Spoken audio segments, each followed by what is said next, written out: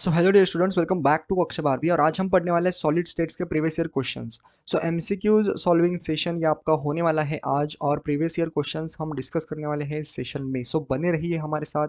और इससे पहले हमने हाइड्रोकार्बन्स, केमिकल बॉन्डिंग, ऐसे बहुत सारे चैप्टर्स हमने कवर कर लिया। मैट्रिसेस भी हमने कवर कर लिया प्रीवियस ईयर क्वेश्चंस में। डिफरेंशिएशन भी हमने कवर कर लिया। मैथमेटिकल लॉजिक भी हमने कवर कर लिया। और लिंक्स आपको डिस्क्रिप्शन में मिल जाएंगे। तो बिना किसी देरी के शुरू करते हैं हम हमारे आज के सेशन को। और अगर आपको एमएसटी सीटी के लिए hand written notes, mock test, short notes अगर आपको एक्सेस करना है तो वो हमारे ग्रुप पर अवेलेबल है। So link is in the description below. So first हमारा क्वेश्चन है सॉलिड स्टेट में। तो बेसिकली वो वाला जो क्वेश्चन है वो है the existence of a substance, the existence of a substance in more than one solid modification is. तो बेसिकली इसका मतलब क्या है? इस क्वेश्चन का मतलब यही है माय डियर स्टूडेंट्स कि आपके पास कोई भी एक सॉलिड है और वो अगर एग्जिस्ट करता है in more than one crystalline solid, okay, in more than one crystalline solid modification, तो उस प्रोसेस को हम क्या कहते हैं? ओके, तो उस प्रोसेस को हम कहते हैं पॉलीमॉर्फिज्म। बेसिकली क्या कहते हैं? पॉलीमॉर्फिज्म। तो बेसिकली इसका आंसर जो है वो आपका हो जाएगा, आपका हो जाएगा बी ऑप्शन बेसिकली। ओके, सो आपका आंसर जो है वो हो जाएगा आपका बी ऑप्शन। सो बी ऑप्शन को मार्क करके हम आगे बढ़ जाएंगे। और नेक्स्ट क्वेश्चन जो है वो आपका बहुत अच्छा वाला क्वेश्चन है, और बी ऑप्शन को अभी हम मार्क करेंगे कुछ ऐसे। सो नेक्स्ट क्वेश्चन आपका है वो है, जैसे बात करेंगे। सो नेक्स्ट क्वेश्चन है आपका, विच of the following is not the property of crystalline solid? Okay, which of the following is not the property of crystalline solid? So crystalline solid के हमारे पास, सो सॉलिड्स के हमारे पास दो टाइप्स होते हैं। तो सॉलिड्स की अगर हम बात करें, जैसे हम यहाँ पर लिखते हैं, जैसे सॉलिड्स की अगर हम बात करें तो सॉलिड्स हमारे पास दो टाइप्स के सॉलिड्स होते हैं। सो फर्स्ट सॉलिड होता है आपका क्रिस्टलाइन सॉलिड, और नेक्स्ट सॉलिड जो होता है आपका वो होता है एमॉर्फस सॉलिड। तो यहाँ पर होगा आपका एमॉर्फस सॉलिड,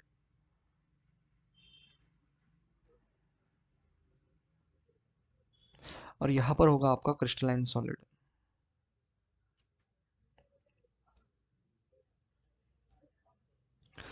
तो बात करेंगे क्वेश्चन में हमसे क्या पूछा है। बेसिकली क्वेश्चन में हमसे पूछा है विच of the following is not the property of crystalline solid. तो बेसिकली प्रॉपर्टीज की हमें बात करनी है सेशन में। सो अभी हम क्या करते हैं, अभी हम कलर चेंज करके इसको एक बार अच्छे से लिख देते हैं। जैसे केसीएल की अगर हम बात करें, जैसे फर्स्ट ऑप्शन की, ओके, सो फर्स्ट ऑप्शन की अगर हम बात करें जैसे केसीएल, तो केसीएल हमारा है आयनिक सॉलिड। ओके, तो केसीएल जो है आपका वो आपका आयनिक है, और वो आपका बिलोंग करता है क्रिस्टलाइन सॉलिड से। वो आपका बिलोंग करता है क्रिस्टलाइन सॉलिड से। सो फर्स्ट ऑप्शन जो है आपका केसीएल वो भी आपका बिलोंग करता है। और नेक्स्ट ऑप्शन जो है जो कि आपका बी ऑप्शन है, सो बी ऑप्शन जो है वो आपका, वो भी आपका आयनिक सॉलिड है, जैसे CaCl। ओके, ये आपका आयनिक है और ये क्रिस्टलाइन से ही बिलोंग करता है। और ग्लास की अगर हम बात करें तो ग्लास जो हमारे आते हैं वो हमारे आते हैं एमोफस सॉलिड में। जैसे ग्लास हो गया, क्वार्ट्स हो गए, ओके, ग्लास हो गया, क्वार्ट्स हो गए, क्वार्ट्स। तो ये हमारा बिलोंग करता है एमॉर्फस सॉलिड से। और रोम्बिक सॉलिड जो होता है हमारा वो क्रिस्टलाइन सॉलिड से बिलोंग करता है, जैसे S8, ये हमारा मॉलिक्यूलर सॉलिड है। सल्फर का ही एक मॉलिक्यूलर सॉलिड है यहाँ पर, ये हमारा मॉलिक्यूलर सॉलिड।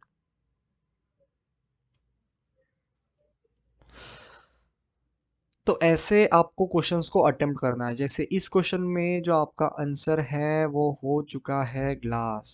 सो ग्लास इस केस में आपका ऑप्शन जो है वो हो चुका है इस केस में। ओके, तो आगे बढ़ते हैं। जैसे सॉलिड्स में हमने क्या किया इस क्वेश्चन में, विच of the following is not the property of crystalline solid?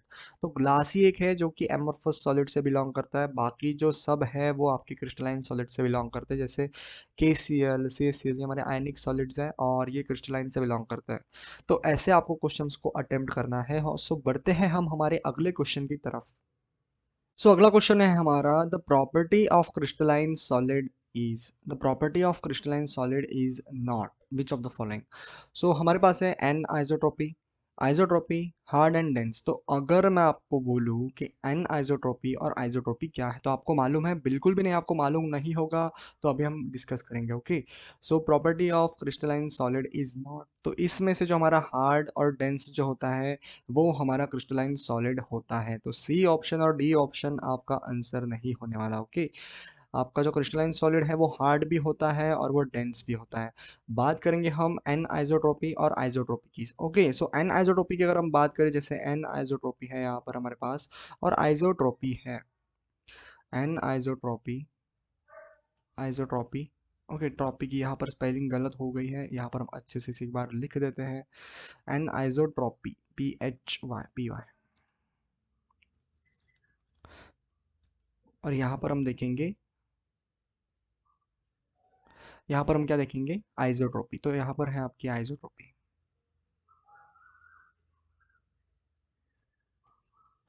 तो बेसिकली मान लो यहाँ पर कोई भी हमारा क्रिस्टलाइन सॉलिड है, जैसे यहाँ पर वो अरेंज कुछ ऐसे हैं, यहाँ पर अरेंज वो कुछ ऐसे होगा, जैसे देख सकते हैं आप ऐसे, यहाँ पर ऐसे ऐसे ऐसे अरेंज हो सकता है, यहाँ पर फिर ये ऐसे। ओके, 0 0 0। ओके, तो कुछ यहाँ पर ऐसे ये हमारा अरेंज्ड है। तो जब हम यहाँ से प्रॉपर्टीज देखेंगे, कुछ ऐसे हम यहाँ से ऐसे कुछ प्रॉपर्टीज देखेंगे। ओके, तो यहाँ पर जो है ये जो प्रॉपर्टीज है ये सेम नहीं होंगे। ओके, तो ऐसे हम देख सकते हैं, और ऐसे अगर हम इसके प्रॉपर्टीज देखेंगे तो ये आपके सेम नहीं होंगे बिल्कुल। और जब हम डायगोनली देखते हैं या फिर हॉरिजॉन्टल देखते हैं तो आपके जो प्रॉपर्टीज है वो सेम नहीं होंगे एन आइसोट्रोपी में। ओके, लेकिन उसी तरह से जो हमारा आइसोट्रोपी है, आइसोट्रोपी यहाँ पर कैसे हो सकता है, आपके जो एलिमेंट्स हैं क्रिस्टलाइन सॉलिड में, ओके, वो आपके कुछ अरेंज होते हैं रैंडमली। ओके, यहाँ पर एक्स, यहाँ पर ओके, कुछ ऐसे अरेंज होता है, मतलब आप जहाँ से भी स्टार्ट करोगे तो आपको आपके जो प्रॉपर्टीज़ हैं वो सेम दिखने वाले हैं आप जहाँ पर भी लोगे। ओके, तो अगर अगर आपको ये समझ में आ रहा है तो एन आइसोट्रोपी और आइसोट्रोपी में डिफरेंट यही है कि प्रॉपर्टीज़ आप यहाँ से अगर आप मेजर करोगे तो सेम प्रॉपर्टीज़ आने वाली है, और यहाँ से अगर आप मेजर करोगे तो भी आपके जो प्रॉपर्टीज़ है वो सेम आने वाली है आइसोट्रोपी में। तो बेसिकली एन आइसोट्रोपी ये जो प्रॉपर्टी होती है आपकी, क्रिस्टलाइन क्रिस्टलाइन सॉलिड की प्रॉपर्टी होती है। ओके, क्रिस्टलाइन क्रिस्टलाइन सॉलिड की प्रॉपर्टी होती है, और आइसोट्रोपी ये आपकी एमॉर्फस सॉलिड की प्रॉपर्टी होती है।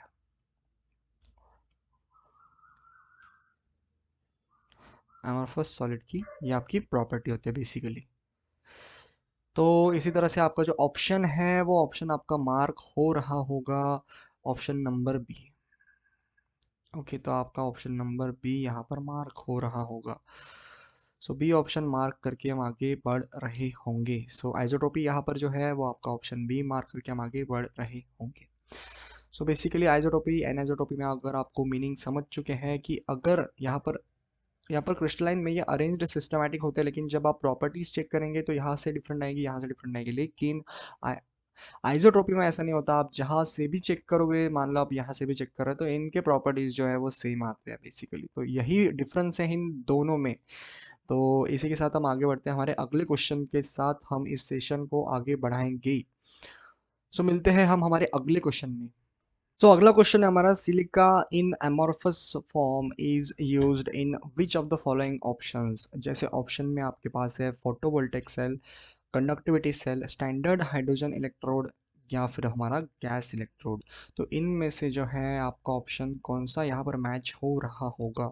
तो सिलिका की अगर हम बात करें तो it is also used as a crystalline solid form, and silica is also used in amorphous form. तो ओके, तो यहाँ पर हमें क्वेश्चन में क्या पूछा है, क्वेश्चन में हमसे पूछा है माय डियर स्टूडेंट्स कि silica in amorphous form is used in which of the following options.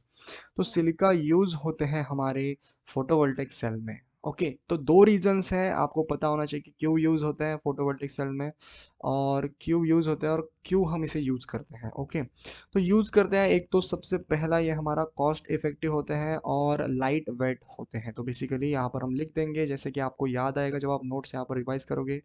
तो ऑप्शन ए है इस केस में बेसिकली, तो ऑप्शन ए क्यों है, आपको पता होना चाहिए कि जैसे ये हमारे लाइट वेट होता है। ओके, सो लाइट वेट होते हैं, लाइट वेट।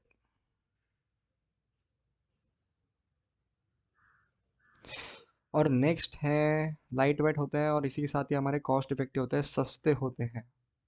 सो दो कारण हैं जिसकी वजह से silica in amorphous form is used in photovoltaic cell, solar cell भी हमसे बोलता है। कॉस्ट इफेक्टिव होते हैं हमारे। सो दो रीजंस हैं, इन रीजंस को आप याद कर लो माय डियर स्टूडेंट्स। इजी है, आसान है और समझने के लायक है। ओके, तो सॉलिड स्टेट्स में हम और भी क्वेश्चन सॉल्व करेंगे, जैसे बने रही हमारे साथ, और ये क्वेश्चंस भी बहुत इंपॉर्टेंट है। और फिर से एक बार मैं इस क्वेश्चन को रिपीट कर देता हूँ, जैसे silica in amorphous form is used इन, तो आंसर है आपका फोटोवोल्टाइक सेल। तो इसे हम एक बार मार्क कर देते हैं और बढ़ते हैं हम हमारे अगले क्वेश्चन की तरफ माय डियर स्टूडेंट्स। सो ये जो है ये आपका आंसर होने वाला है फोटोवोल्टाइक सेल। तो बढ़ते हैं हम हमारे अगले क्वेश्चन की तरफ। सो अगला हमारा क्वेश्चन है, which among the following will show N isotropy. Okay, option है हमारे पास glass, NaBr, rubber, plastic.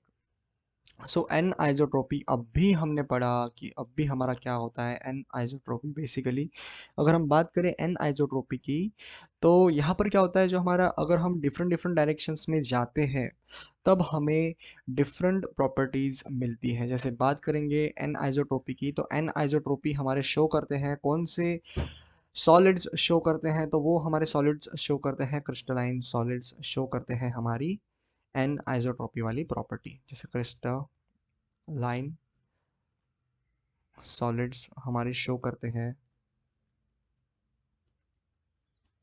N isotropy. Anisotropy. और एमोर्फस सॉलिड्स हमारे प्रॉपर्टी शो करते हैं, एमोर्फस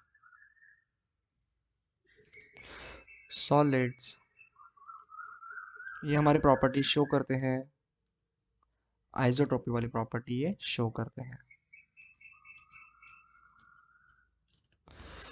सो बेसिकली इस केस में क्या होता है, एन आइसोट्रोपी वाली प्रॉपर्टी में क्या होता है, एन आइसोट्रोपी वाली प्रॉपर्टी में क्या होता है, जो हमारे स्ट्रक्चर्स हैं, इस स्ट्रक्चर में अगर हम किसी भी डायरेक्शन में अगर हम जाते हैं, जैसे कुछ इस प्रकार आपका स्ट्रक्चर है, कुछ ऐसे आपका स्ट्रक्चर है, कुछ ऐसे, तो जिस भी हम डायरेक्शन में जाते हैं तो हमें डिफरेंट डिफरेंट प्रॉपर्टीज देखने को मिलने वाली है। ओके, सिस्टमैटिक अरेंजमेंट होता है, लेकिन प्रॉपर्टीज अगर हम इस डायरेक्शन में जाए तो हमें कुछ डिफरेंट प्रॉपर्टीज मिल रही है। ओके, और अगर हम इस डायरेक्शन में जाए तो हमें कुछ डिफरेंट प्रॉपर्टी मिल रही है, और अगर हम हॉरिजॉन्टल वे में जाए तो हमें कुछ डिफरेंट प्रॉपर्टी मिल रही है। ओके, लीनियरली मिल रही है लेकिन डिफरेंट प्रॉपर्टीज मिल रही है। और इस केस में क्या होता है, इस केस में होता है कुछ ऐसे, जैसे आपके जो एलिमेंट्स हैं वो रैंडमली अरेंज्ड होते हैं, जैसे एक्स ओ, यहाँ पर कुछ ऐसे आपके अरेंज्ड होते हैं, तो आप जहाँ भी जाओगे आपको सेम प्रॉपर्टीज मिलने वाली है। जैसे आप यहाँ भी जाओगे तो आपको सेम प्रॉपर्टी मिलने वाली है, और जैसे आप इस डायरेक्शन से भी जाओगे तो सेम प्रॉपर्टी मिलने वाली है, और यहाँ से भी अगर आप जाओगे तो आपको सेम प्रॉपर्टी मिलने वाली है। तो इससे हम कहते हैं अमॉर्फस सॉलिड। और एन आइसोट्रोपी के लिए क्या कहते हैं हम, एन आइसोट्रोपी के लिए हम कहते हैं क्रिस्टलाइन सॉलिड्स। तो यहाँ पर आप देख सकते हैं ऑप्शन नंबर ए जो है ये आपका एमॉर्फस सॉलिड है। जैसे ग्लास की बात करें तो ये आपका एमॉर्फस सॉलिड है, प्लास्टिक जो है आपका एमॉर्फस सॉलिड है, रबर जो है आपका वो एमॉर्फस सॉलिड है। NaBr में आपको देखकर ही पता चल जाता है कि जैसे कुछ ऐसे हम इसे लिख सकते हैं, Na प्लस प्लस हम इसे Br माइनस हम इसे ऐसे लिख सकते हैं बेसिकली। ओके, तो अभी हम क्या करेंगे, अभी हम बेसिकली इस सॉलिड को हम क्या बोलते हैं ये हम पता करने वाले हैं। तो जैसे Na प्लस और Br प्लस को हम क्या कहते हैं, आयनिक सॉलिड्स कहते हैं, और ये आपके क्रिस्टलाइन सॉलिड होते हैं। तो मतलब इसका जो आंसर है वो बी आने वाला है बेसिकली, बी आने वाला है बेसिकली, इसका जो आंसर है वो बी आने वाला है। तो इसी के साथ हम क्या कर सकते हैं, सेशन को एंड कर सकते हैं। तब तक के लिए आप भी पढ़ाई करते रहे, ऑल द वेरी बेस्ट। हम मिलने वाले हैं अगले सेशन के साथ, और ये जो क्वेश्चंस हैं हम कंटिन्यू करने वाले हैं। ये तो हमारा सिर्फ पार्ट 1 है, और आगे हम बढ़ते जाएंगे। और इसी के साथ समाप्त कर सकते हैं इस वीडियो को। तब तक के लिए आगे बढ़ते रहिए, ऑल द वेरी बेस्ट।